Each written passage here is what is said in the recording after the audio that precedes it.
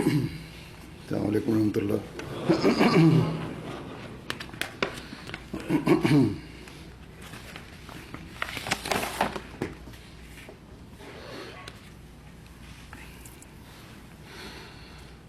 أشهد أن لا إله إلا الله وحده لا شريك له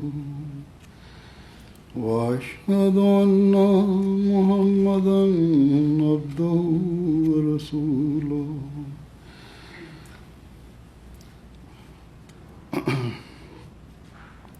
أما بعد فأعوذ بالله من الشيطان الرجيم. بسم الله الرحمن الرحيم. الحمد لله رب العالمين الرحمن الرحيم مالك يوم الدين. إياك نعبد وإياك نستعين. اهدنا الصراط المستقيم صراط الذين أنعمت عليهم غير المغضوب عليهم ولا الضالين. إنما يعمر مساجد الله من آمن بالله واليوم الآخر وأقام الصلاة وآتى الزكاة ولم يخش إلا الله وعسى أولئك أن يكونوا من المهتدين.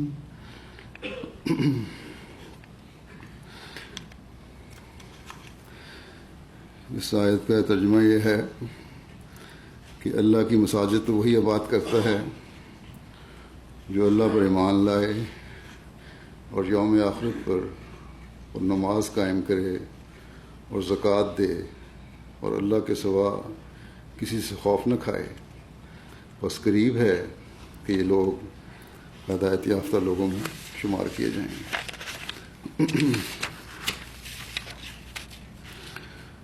الحمدللہ اللہ تعالیٰ نے اس شہر میں ہمیں پہلی مسجد بنانے کی توفیق عطا فرمائی اور آج اس کا رسمی افتتاح ہے.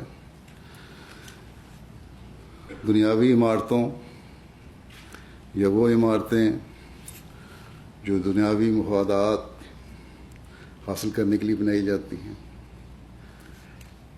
ان کے افتتاحوں میں تو دنیا کے رواج کے مطابق ان ملکوں میں خاص طور پر اور دنیا میں عموماً دنیاوی ظاہری خوشیوں کے اظہار ہوتے ہیں اور یہ اعلان ہوتے ہیں کہ اس سے ہم یہ دنیاوی فائدہ اٹھائیں گے اور وہ دنیاوی فائدہ اٹھائیں گے. لیکن مسجد کا افتتاح جب ہم کرتے ہیں، جب ہم مسجد تعمیر کرتے ہیں تو اس سوچ کے ساتھ کرتے ہیں کہ اللہ تعالیٰ کی رضا حاصل کرنا ہے اور اللہ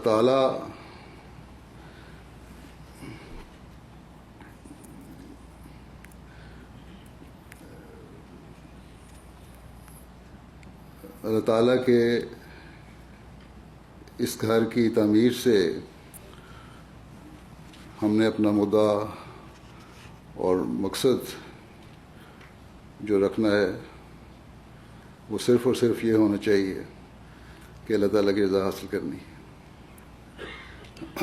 اور اللہ تعالیٰ کی رضا حاصل کرنے کے لیے ان باتوں کو کرنا ضروری ہے جن کے کرنے کا اللہ تعالیٰ نے حکم عطا فرمایا ہے، اور اس میں سب سے پہلا اور اولین مقصد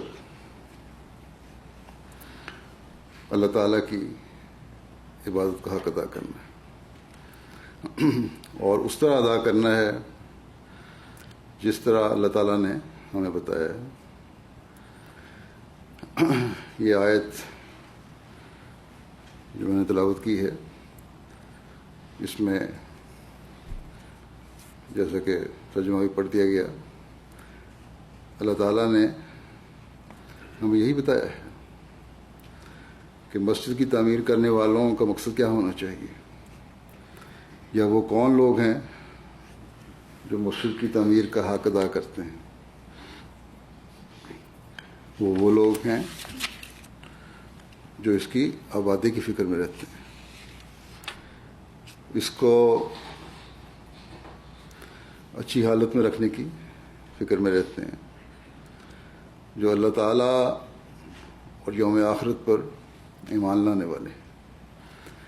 کہنے کو تو سب کہتے ہیں کہ ہم اللہ تعالیٰ اور یوم آخرت پر ایمان لاتے ہیں، لیکن اللہ تعالیٰ فرماتا ہے کہ اس کا عملی اظہار بھی ضروری ہے، اور وہ اس وقت ہی ہو سکتا ہے جب اقامت الصلاۃ کا عملی نمونہ دکھایا جائے۔ اور اقامت الصلاۃ کیا ہے، اس کا عملی اظہار کس طرح ہوتا ہے یا ہو سکتا ہے؟ اس کا عملی اظہار ایک تو نماز باجماعت کی ادائیگی میں ہے، دوسرے اللہ تعالیٰ نماز میں اللہ تعالیٰ کے حضور، اللہ تعالیٰ کی حضوری اور توجہ کو قائم رکھنا ہے، اور یہی ہمیں حضرت مسیح موعود علیہ الصلوۃ والسلام کے ارشادات اور تفسیر سے پتہ چلتا ہے۔ بس نماز کا حقیقی قیام کرنے والے وہ لوگ ہیں جو باجماعت نماز کے عادی ہوں اور اپنی توجہ خالص اللہ تعالیٰ کی طرف رکھتے ہوئے نمازیں پڑھنے والے ہوں، دعا، استغفار اور توجہ سے نماز ادا کرنے والے ہوں۔ توجہ ادھر ادھر ہو تو پھر اپنی توجہ کو خدا تعالیٰ کی طرف لے کر آئیں۔ ہم میں سے ہر ایک اپنا جائزہ لے سکتا ہے کہ کس حد تک ہم اقامت الصلاۃ کے اس معیار کو حاصل کرنے کی کوشش کرنے والے ہیں۔ اس مادی دنیا میں اکثریت اول تو باجماعت نماز کی ادائیگی کی طرف توجہ نہیں دیتی، اور اگر مسجد میں آ بھی جائیں تو نہ فرض نمازوں میں نہ سنتوں میں وہ توجہ رہتی ہے جو نماز کا حق ہے۔ ایسی حالت اگر ہے تو ہم خود ہی اپنی حالت کا اندازہ کر سکتے ہیں کہ کیا واقعی ہم ان لوگوں میں شامل ہیں جن کو اللہ تعالیٰ نے مساجد تعمیر کرنے والے اور اس کا حق ادا کرنے والے کہا ہے۔ پھر فرمایا کہ زکوٰۃ ادا کرنے والے ہیں، دین کی خاطر بھی مالی قربانی کرنے والے ہیں، اور اللہ تعالیٰ کی مخلوق کی بہتری کے لیے بھی، ان کے حق ادا کرنے کے لیے بھی مالی قربانی کرنے والے ہیں۔ پھر اللہ تعالیٰ فرماتا ہے ان کو سوائے اللہ تعالیٰ کے خوف کے اور کوئی خوف نہیں ہوتا۔ اس فکر میں رہتے ہیں کہ کہیں ہمارے کسی عمل کی وجہ سے اللہ تعالیٰ ناراض نہ ہو جائے، اللہ تعالیٰ کے پیار سے ہم محروم نہ ہو جائیں۔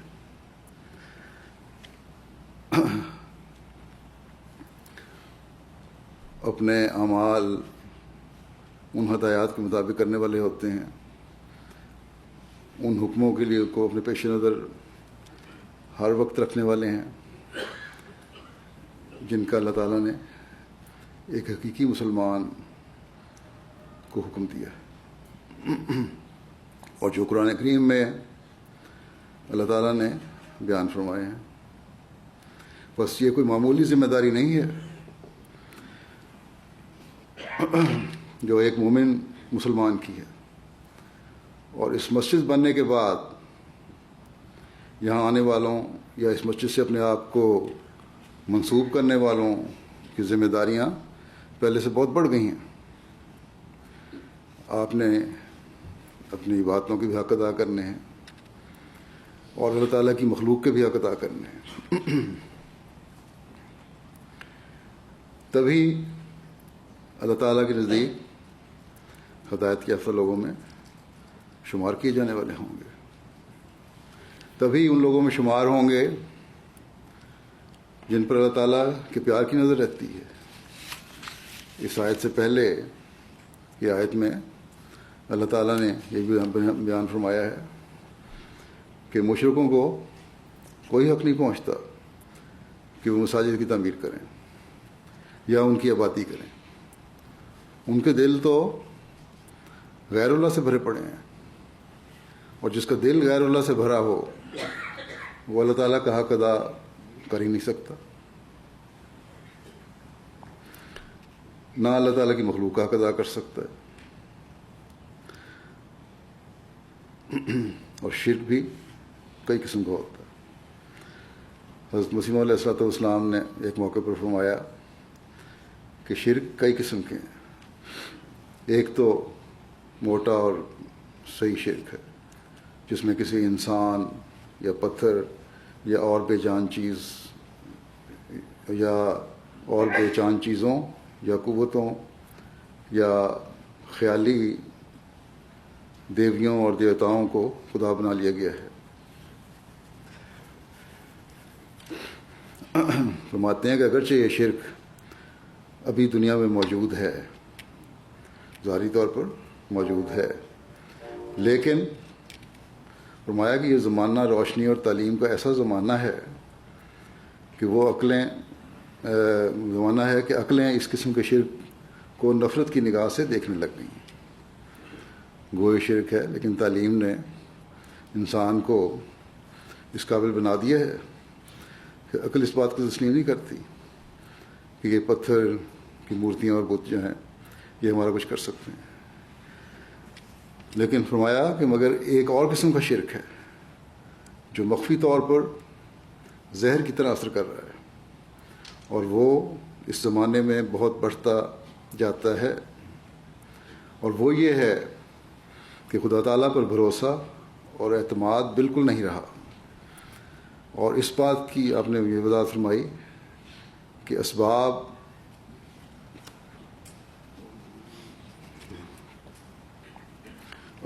اور دوسری چیزوں پر خدا تعالیٰ کی نسبت زیادہ بھروسہ ہے. اپنی نوکریوں، اپنے کاروباروں، اپنی دنیاوی مصروفیات کی طرف زیادہ توجہ ہے. اور یہی وجہ ہے کہ نمازوں کی طرف توجہ نہیں ہے، مسجدیں آباد کرنے کی طرف توجہ نہیں ہے. بس ہمیں یہ دعا کرنی چاہیے، اللہ تعالیٰ سے عاجزانہ طور پہ یہ مانگنا چاہیے کہ اے خدا ہمیں کامل مومن بندہ بنا، کیونکہ مومن بننا بھی اللہ تعالیٰ کے فضلوں پر منحصر ہے. اس لیے اس کے مانگنے ہی سے یہ مقام حاصل ہو سکتا ہے. ہم صرف اس بات پر خوش نہ ہو جائیں کہ ہم نے ایک بڑی خصوص مسجد فلاڈیلفیا میں بنا دی ہے، اس شہر میں بنا دی ہے، بلکہ ہم اس کا حق ادا کرتے ہوئے جب اللہ تعالیٰ کے حضور حاضر ہوں تو ہم یہ سننے والے ہوں کہ یہ وہ لوگ ہیں جنہوں نے مسجدیں خدا تعالیٰ کی خاطر بنائی اور پھر اس کا حق ادا کرنے کی بھی کوشش کی. چنانچہ انہی ہدایت یافتہ لوگوں میں اور ان لوگوں میں ان کو شمار کیا جاتا ہے جن سے اللہ راضی ہوتا ہے. جن سے خدا تعالیٰ خوش ہوتا ہے.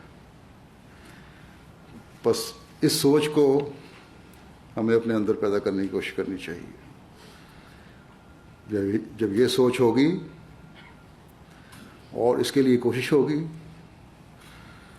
تو اس مسجد کے افضال اور برکات ہم اس دنیا میں محسوس کریں گے. ہماری اولادیں اور نسلیں بھی دین سے جڑی ہوئی ہوں گی اور ہم اللہ تعالیٰ کے پیغام کو بھی اس علاقے اور اس شہر میں پھیلانے والے ہوں گے. توحید کو دنیا میں قائم کرنے والے ہوں گے اور حضرت محمد رسول اللہ صلی اللہ علیہ وسلم کے جھنڈے کو دنیا میں لہرانے والے ہوں گے. حضرت مسیح موعود علیہ السلام نے مسجدوں کی تعمیر کا ایک مقصد یہ بھی بیان فرمایا ہے کہ جس علاقے میں اسلام کی حقیقی تعلیم اور حقیقی پیغام پہنچانا چاہتے ہو وہاں مسجد بنا دو. آپ نے فرمایا کہ اس وقت ہماری جماعت کو مساجد کی بڑی ضرورت ہے. یہ خانہ خدا ہوتا ہے.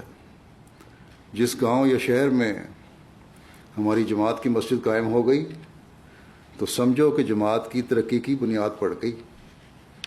اگر کوئی ایسا گاؤں ہو یا شہر جہاں مسلمان کم ہوں یا نہ ہوں اور وہاں اسلام کی ترقی کرنی ہو تو ایک مسجد بنا دینی چاہیے.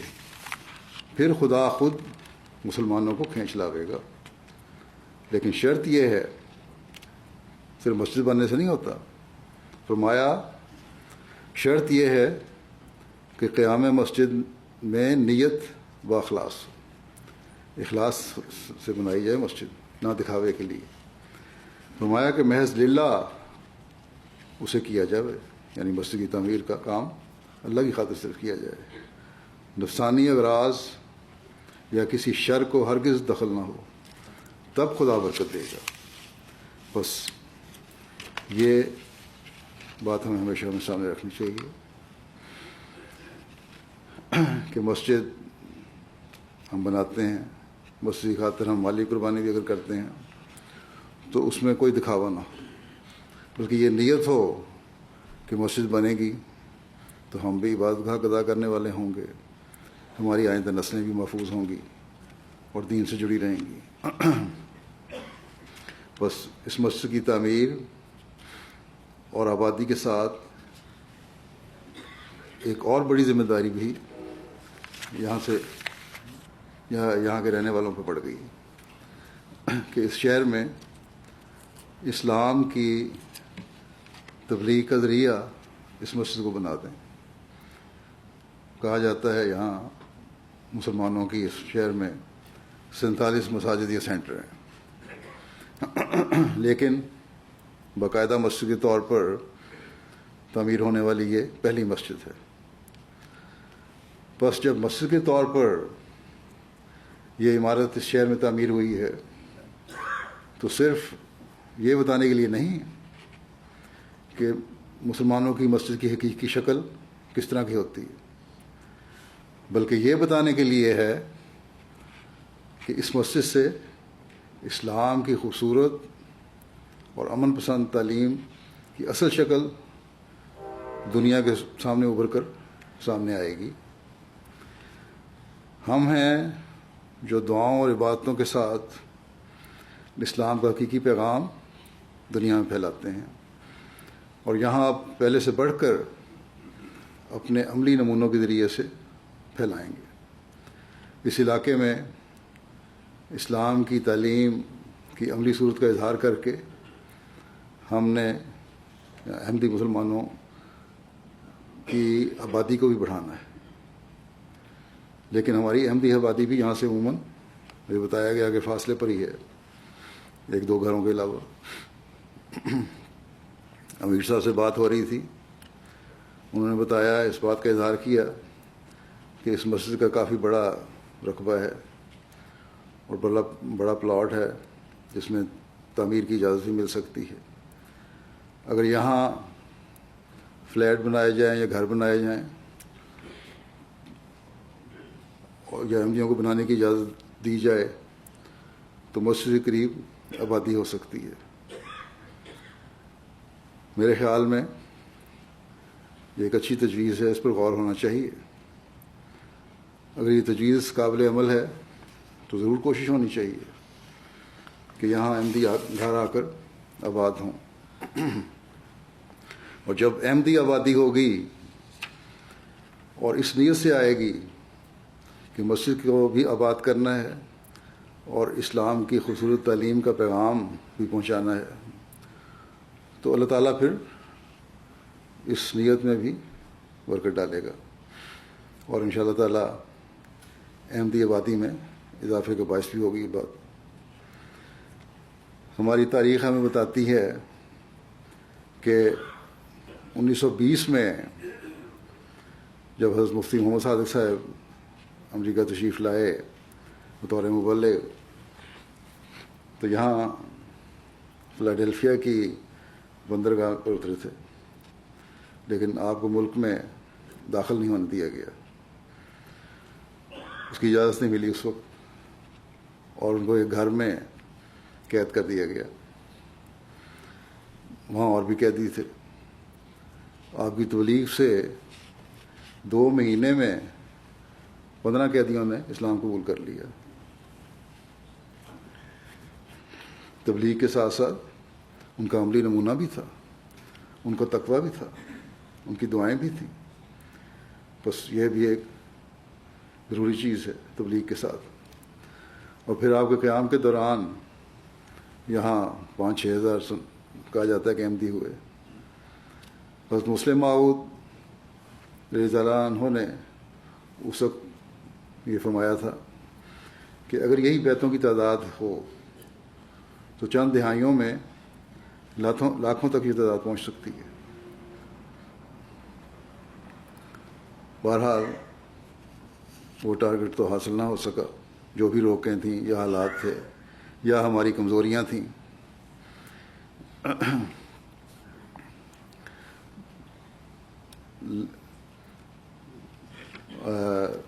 لیکن اب موقع ہے کہ ہم ایک عزم کے ساتھ اس کی کوشش کریں. بلکہ حضرت مسیح موعود علیہ الصلوۃ والسلام کے زمانے میں بھی یہاں پیغام پہنچ گیا تھا, جس کا ذکر حضرت مسیح علیہ الصلوۃ والسلام نے اپنی کتاب براہین احمدیہ میں فرمایا ہے. چنانچہ آپ فرماتے ہیں کہ ایسا ہی اور کئی انگریز ان ملکوں میں اس سلسلے کے ثنا خواں ہیں اور اپنی موافقت اس سے ظاہر کرتے ہیں, بڑی تعریف کرتے ہیں اور اپنے یہ اظہار کرتے ہیں کہ ہم بالکل اس کے قائل ہیں, اس تعلیم کے. تو فرماتے ہیں کہ چنانچہ ڈاکٹر بیکر, جن کا نام جارج بیکر یا بیکر تھا, نمبر 404 سسکہانا ایونیو, فلاڈیلفیا, امریکہ, میگزین ریویو آف ریلیجن میں میرا نام اور تذکرہ پڑھ کر اپنی چٹھی میں یہ الفاظ لکھتے ہیں. جس نے مضمون لکھا تھا ان کو ہی لکھتے ہیں بیکر صاحب کہ مجھے آپ کے امام کے خیالات کے ساتھ بالکل اتفاق ہے. انہوں نے اسلام کو ٹھیک اس شکل میں دنیا کے سامنے پیش کیا جس شکل میں حضرت نبی محمد صلی اللہ علیہ وسلم نے پیش کیا تھا. پھر حضرت مفتی محمد صادق صاحب بھی اپنی ایک رپورٹ میں لکھتے ہیں کہ عاجز راکم کو ان تھوڑے سے ایام میں جو ملک امریکہ میں داخل ہوئے گزرے ہیں, باوجود بڑی مشکلات اور رکاوٹوں کے جو متعصب عیسائیوں کی طرف سے پیش آئیں, متعدد بے کامیابیاں حاصل ہوئیں. الحمدللہ علی ذالک. پھر لکھتے ہیں کہ اس وقت 29 نئے جینٹل مین اور لیڈیاں عاجز کی تبلیغ سے داخل دین متین ہو چکے ہیں, جن کے اسماء گرامی ما جدید اسلامی نام پیش کی جاتے ہیں. پھر تفصیل پیش کی. پھر آپ نے لکھا کہ نمبر 1 اور 2 ڈاکٹر جارج بیکر اور مسٹر احمد اینڈرسن، یہ ہر دو صاحبان ایک عرصے سے عاجز کے ساتھ خط و کتابت رکھتے تھے اور مدت سے مسلمان ہو چکے ہوئے ہیں، مخلص مسلمان ہیں۔ میں ضروری سمجھتا ہوں کہ ان کا نام اس فہرست میں سب سے اول رکھا جائے۔ پھر جیسا کہ میں نے کہا بعض دوسری لوگوں کا ذکر ہے۔ اب یہ فلاڈیلفیا میں یہاں سنا ہے کہ ڈاکٹر بیکر کے قبر بھی تلاش کر لی گئی ہے، ان کی وفات 1918 میں ہوئی تھی، یہیں تدفین ہے ان کی۔ تو اس زمانے میں آج سے تقریباً 100 سال پہلے سے یہاں ابتدائی ہوئی ہے۔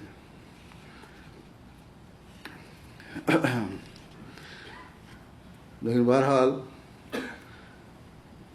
اب جب کہ اللہ تعالیٰ نے جیسے میں نے کہا اس شہر میں ہمیں ایک خوبصورت مسجد بنانے کی توفیق دی ہے، تو اس کے ذریعے سے اب ایک نئے عزم کے ساتھ یہاں کی جماعت اور مبلغ کو بھی تبلیغ کے ایسے پروگرام بنانے چاہیے جس سے اسلام کی خوبصورت تعلیم اور یہ پیغام ہر طرف پھیل جائے، اور یہ علاقہ امن اور خوبصورتی کے لحاظ سے ایسا علاقہ بن جائے کہ لوگ کوشش کر کے اس علاقے میں آ کر رہائش کے خواہش مند ہوں۔ آبادی کے لحاظ سے یہ شہر امریکہ کا چھٹا بڑا شہر ہے۔ اگر اس شہر میں اور اس کے ارد گرد علاقے میں اسلام کا صحیح پیغام پہنچایا جائے تو انہی لوگوں سے وہ لوگ پیدا ہوں گے انشاءاللہ جو صحیح عابد اور مسجدوں کو آباد کرنے والے ہوں گے، اور اللہ تعالیٰ کا خوف رکھنے والے اور ہدایت یافتہ لوگ ہوں گے۔ بس ہر مسجد جو ہم بناتے ہیں ہمارے لیے ایک بہت بڑا چیلنج لے کر آتی ہے کہ اپنی حالتوں کو بھی درست کرنا ہے، اللہ تعالیٰ سے تعلق میں بھی اور عملی نمونے میں بھی اپنی حالتیں بہتر کرنی ہیں، اور تبلیغ کے میدان بھی کھولنے ہیں۔ صرف اتنی بات پر خوش ہو کر نہیں بیٹھ جانا کہ ہم نے مسجد بنا لی۔ ہم نے اس زمانے میں حضرت صلی اللہ علیہ وسلم کے اس غلام صادق کو مانا ہے جس نے اسلام کا احیاء نو کرنا تھا، نئی زندگی شروع کرنی تھی۔ آپ نے ان تمام غلط فہمیوں کو دنیا کے دماغوں سے نکالنا تھا جو اسلام کے متعلق پیدا ہو چکی ہیں، چاہے وہ غیر مسلموں کے ذریعے سے پیدا ہوئی ہوں یا نام نہاد علماء کی غلط تفسیروں سے پیدا ہوئی ہوں۔ اور یہ کام ہمارا حضرت مسیح علیہ السلام کے ماننے والوں کا ہے کہ اس لحاظ سے اپنی تمام تر کوششوں اور صلاحیتوں کو بروئے کار لائیں، اپنی حالتوں اور عبادتوں کو ان معیاروں تک لے کر جائیں جو اللہ تعالیٰ کے نزدیک قابل قبول ہیں، جن کے بارے میں ہمیں حضرت مسیح علیہ السلام نے بار بار توجہ دلائی ہے۔ اس مسجد کی تعمیر میں جو خرچ ہوا، جو مجھے بتایا گیا، اب تک $8.1 ملین خرچ ہوئے ہیں۔ 1/3 حصہ جماعت نے دیا ہے، باقی تفصیل آگے بتا دوں گا میں، بلکہ کچھ نیشنل ہیڈ کوارٹر نے دیا ہے۔ لیکن اس $8.1 ملین کے خرچ کا فائدہ تو تب ہے جب اس کے مقصد کو پورا کریں، اور دور رہنے کے باوجود اگر فی الحال لوگوں کی آبادی یہاں قریب نہیں ہے، جو بھی اس شہر میں رہتے ہیں، اس مسجد کی آبادی کی 5 وقت کوشش کریں۔ حضرت مسیح علیہ السلام نے ایک موقع پر فرمایا کہ مسجدوں کی اصل زینت عمارتوں کے ساتھ نہیں ہے بلکہ ان نمازیوں کے ساتھ ہے جو اخلاص کے ساتھ نماز پڑھتے ہیں، ورنہ یہ سب مساجد ویران پڑی ہوئی ہیں۔ اس زمانے میں ویران پڑی ہوئی تھیں، اور آج کل بھی جو آباد ہیں تو وہاں غلط قسم کے نام نہاد علماء کے غلط نعروں نے ان کو امن کی بجائے فساد کی جگہ بنا دیا ہوا ہے۔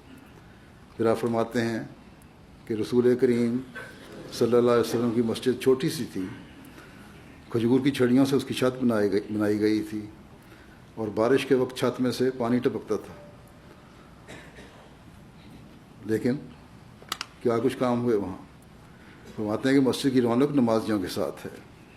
پھر فرمایا مسجدوں کے واسطے حکم ہے کہ تقویٰ کے واسطے بنائی جائیں۔ بس اخلاص کے ساتھ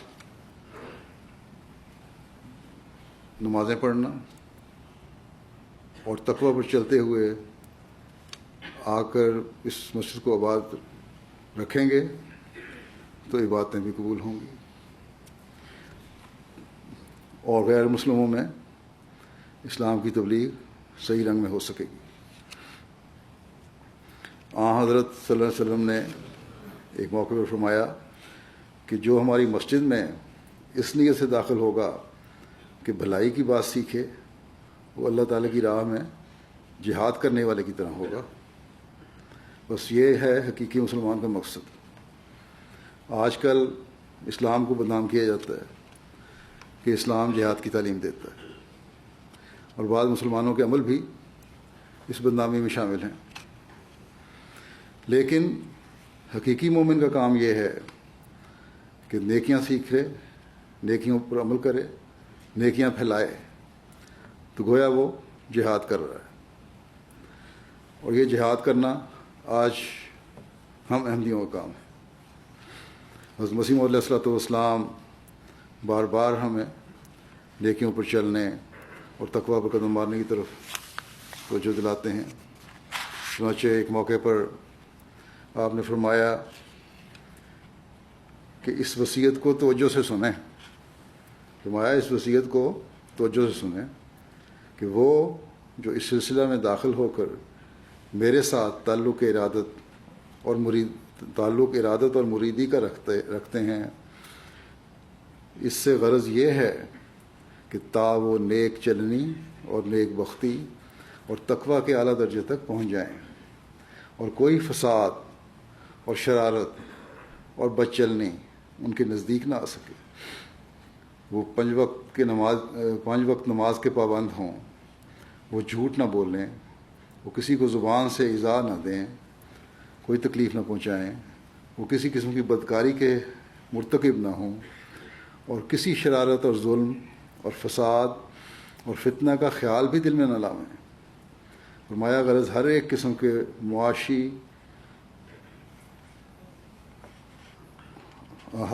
کے معاشی گناہ اور جرائم اور ناکردنی اور ناگفتنی، یعنی ہر قسم کے نہ کرنے والے اور نہ کہنے والے کوئی بھی برائیاں جو ہیں، کسی قسم کی برائی ان کا اظہار نہ ہو اس سے، اور تمام نفسانی جذبات اور بے جا حرکات سے مجتنب رہیں، اور خدا تعالیٰ کے پاک دل اور بے شر اور غریب مزاج بندے ہو جائیں، اور کوئی زہریلا خمیر ان کے وجود میں نہ رہے، اور تمام انسانوں کی ہمدردی ان کا اصول ہو، اور خدا تعالیٰ سے ڈریں، اور اپنی زبان اور اپنے ہاتھوں اور اپنے دل کے خیالات کو ہر ایک ناپاک اور فساد انگیز طریقوں اور خیانتوں سے بچائیں، اور 5 وقتہ نماز کو نہایت التزام سے قائم رکھیں،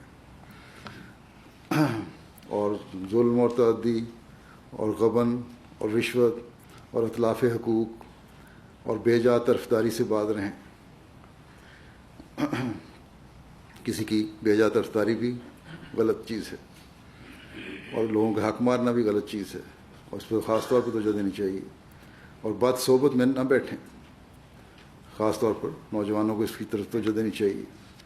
اور بد صحبت میں آج کل کے بہت سارے جدید ذرائع ہیں، مختلف قسم کے جو سوشل میڈیا پہ اور دوسری جگہوں پر غلط قسم کی باتیں ہوتی ہیں، یہ سب بد صحبتیں ہیں، ان سے بچنے کی کوشش کرنی چاہیے۔ اب یہاں پاکستان سے بہت سے لوگ اسائلم لے کر بھی آ کے بعد ہوئے ہیں یا ریفیوجی بن کر آئے ہیں، ان کو لیے بہت توجہ کی ضرورت ہے۔ ہر احمدی کے سامنے صرف اس دنیا کی خوشیاں اور چاہتے نہیں ہونی چاہیے، بلکہ اگلے جہان کی فکر ہونی چاہیے۔ وہاں کے انعامات اور فائدے ہمیشہ رہنے والے ہیں۔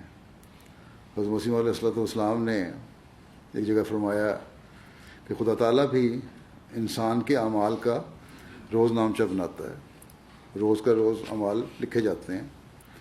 پس فرماتے ہیں کہ پس انسان کو بھی اپنے حالات کا ایک روز نامچہ تیار کرنا چاہیے۔ خود بھی انسان کو کوشش کرنی چاہیے کہ دیکھے آج سارے دن میں نے کیا نیکیاں کی ہیں اور کیا برائیاں کی ہیں، کن باتوں پر نیکیوں پر عمل کیا اور کن پر نہیں کیا۔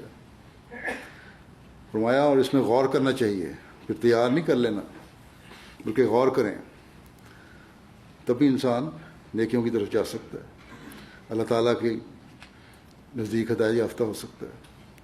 فرمایا کہ نیکی میں کہاں تک آگے قدم رکھا ہے، یہ دیکھو انسان کا آج اور کل برابر نہیں ہونے چاہیے۔ جس کا آج اور کل اس لحاظ سے کہ نیکی میں کیا ترقی کی ہے برابر ہو گیا، وہ گھاٹے میں ہے۔ فرماتے ہیں برابر اگر کیا تو کوئی فائدہ نہیں، تو نقصان ہے۔ انسان اگر خدا کو ماننے والا اور اس پر کامل ایمان رکھنے والا ہو تو کبھی ضائع نہیں کیا جاتا۔ بس یہ بہت سوچنے کا مقام ہے۔ اللہ تعالیٰ جب ہم پر فضل فرما رہا ہے تو اس کی شکر گزاری ہم پر فرض ہے۔ بس وہ لوگ جو اپنے دنیاوی کاروباروں کی وجہ سے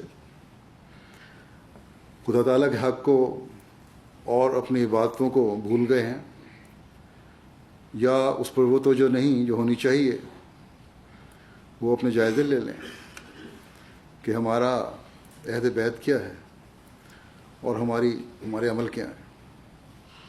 اور جو یہاں نئے آئے ہیں وہ بھی یاد رکھیں کہ دنیا میں ڈوبنا ترقی نہیں ہے بلکہ تباہی ہے، اور انہوں نے ہمیشہ اس بات کو سامنے رکھنا ہے کہ دین کو دنیا پر مقدم کرنے والے ہوں، مسجدوں کے حق ادا کرنے والے ہوں، اللہ کی عبادت کا حق ادا کرنے والے ہوں۔ حضرت اقدس مسیح علیہ الصلوۃ والسلام کا ایک اور اقتباس پیش کرتا ہوں۔ آپ فرماتے ہیں کہ یاد رکھو ہماری جماعت اس بات کے لیے نہیں ہے جیسے عام دنیا دار زندگی بسر کرتے ہیں۔ میرا زبان سے کہہ دیا کہ ہم سلسلے میں داخل ہیں اور عمل کی ضرورت نہ سمجھی، جیسے بدقسمتی سے مسلمانوں کا حال ہے کہ پوچھو تم مسلمان ہو تو کہتے ہیں شکر الحمدللہ، مگر نماز نہیں پڑھتے اور شاعر اللہ کی حرمت نہیں کرتے۔ بس میں تم سے یہ نہیں چاہتا کہ صرف زبان سے ہی اقرار کرو اور عمل سے کچھ نہ دکھاؤ۔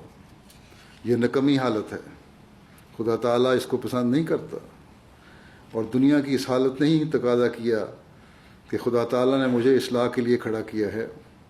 بس اب اگر کوئی میرے ساتھ تعلق رکھ کر بھی اپنی حالت کی اصلاح نہیں کرتا اور عملی قوتوں کو ترقی نہیں دیتا بلکہ زبانی اقرار ہی کو کافی سمجھتا ہے، وہ گویا اپنے عمل سے میری عدم ضرورت پر زور دیتا ہے۔ اور عملی قوتوں کی ترقی یہی ہے، جیسا کہ بیان ہو چکا، کہ اللہ تعالیٰ کے بھی حق ادا کرنا، عبادتوں کا حق ادا کرنا اور اس کی مخلوق کا حق ادا کرنا، اللہ تعالیٰ کے پیغام کو دنیا میں پہنچانا۔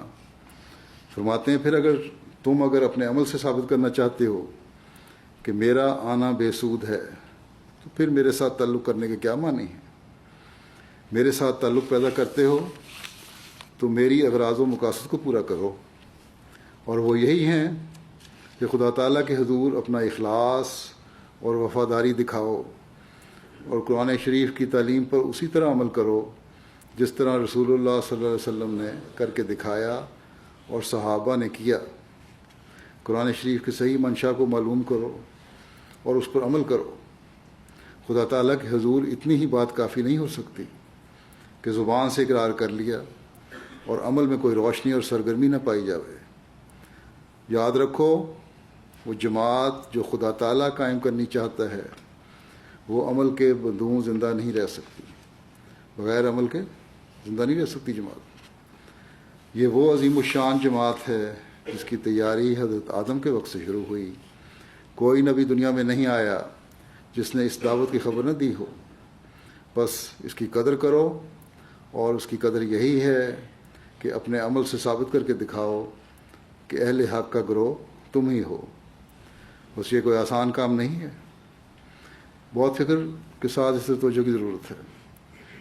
ہمیشہ یاد رکھنا چاہیے کہ یہ دنیا کی دولت ہمیں اور ہماری نسلوں کی بقا کی ضمانت نہیں ہے، بلکہ دونوں جہان میں اللہ تعالیٰ کے فضلوں اور رحمتوں کو حاصل کرنے کے لیے اللہ تعالیٰ سے تعلق پیدا کرنا بقا کی ضمانت ہے. اس کے حکموں پر چلنا بقا کی ضمانت ہے. اللہ تعالیٰ ہر ایک کو اس کے مطابق زندگی گزارنے کی توفیق عطا فرمائے. جیسا کہ عموماً مساجد کے افتتاح میں کچھ تھوڑی سی مسجد کی تفصیل بھی بیان کر دیتا ہوں، وہ بھی پیش کروں گا. اس وقت کچھ قوائف ہیں. اس مسجد کی عمارت زمین 2007 میں خریدی گئی تھی، پھر 2013 میں تقریباً 6 سال بعد اس پہ کام شروع ہوا. پھر بعض روکیں بیچ میں آتی رہیں کہ بعض جو بھی تھیں جائز یا ناجائز، اس کی وجہ سے اب یہ مسجد اس سال مکمل ہوئی ہے. اور جیسا کہ میں نے بتایا کہ $8.1 ملین خرچ ہوئے تھے، جس پہ مقامی جماعت نے $2 ملین اور 43,05,000 سے کچھ اوپر ڈالر دیے. فلیڈلفیا کی جماعت نے 1,24,00,000 سے اوپر امریکہ کی باقی جماعتوں نے اس کے لیے ادا کیے، اور 4,47,00,000 سے اوپر نیشنل ہیڈ کوارٹر نے ادا کیے. تقریباً نصف سے زیادہ نیشنل ہیڈ کوارٹر کا ہے.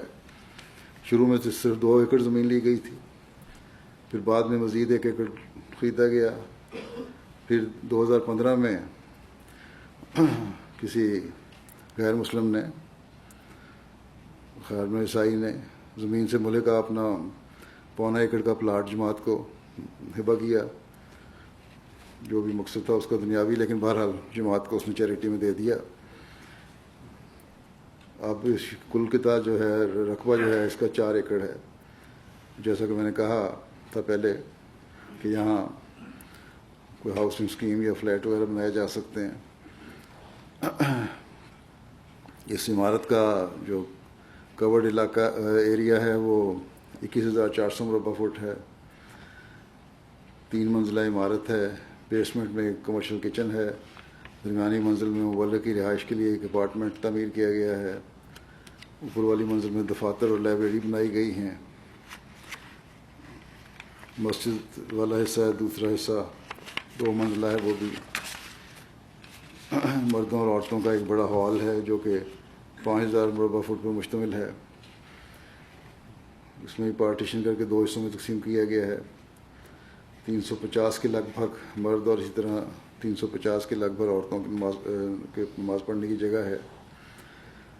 عمارت کے اس حصے میں مردوں اور عورتوں کے علیحدہ واش رومز بنائے گئے ہیں. باقی ضروریات ہیں. 6,000 مربع فٹ کا ملٹی پرپز ہال بھی ہے جس میں 700 افراد بیٹھ سکتے ہیں اور کھیلنے بھی ہو سکتی ہیں. جماعتی دفاتر بھی موجود ہیں. گاڑیوں کی 46 گاڑیوں کی پارکنگ بھی بنائی گئی ہے پکی.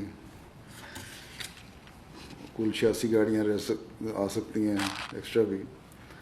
اللہ تعالیٰ کرے کہ جیسا کہ اللہ تعالیٰ نے مسجد کی تعمیر کا مقصد بیان فرمایا ہے، جو میں نے بیان کیا ابھی، ہر احمدی اس مقصد کو پورا کرنے والا ہو اور یہ مسجد اس علاقے میں اسلام کا حقیقی پیغام پہنچانے میں سنگ میل کی حیثیت رکھنے والی ہے.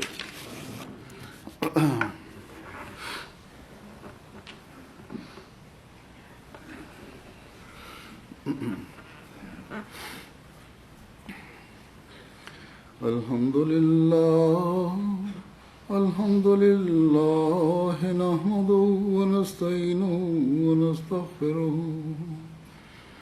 ونؤمن به ونتوكل عليه ونعوذ بالله من شرور أنفسنا ومن سيئات أعمالنا من يهده الله فلا مضل له ومن يضلل فلا هادي له ونشهد أن لا إله إلا الله ونشهد أن محمدا عبده ورسوله